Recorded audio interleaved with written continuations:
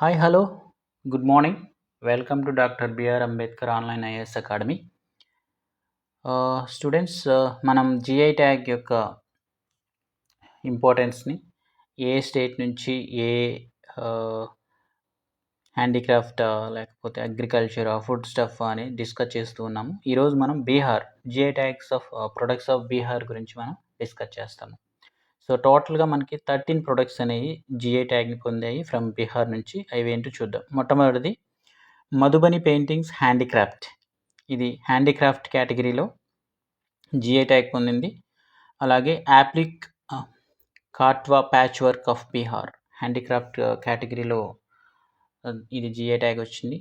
అలాగే Sujini embroider work of Bihar handicraft category type.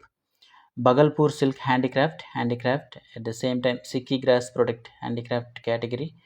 Katwa patchwork logo handicraft category.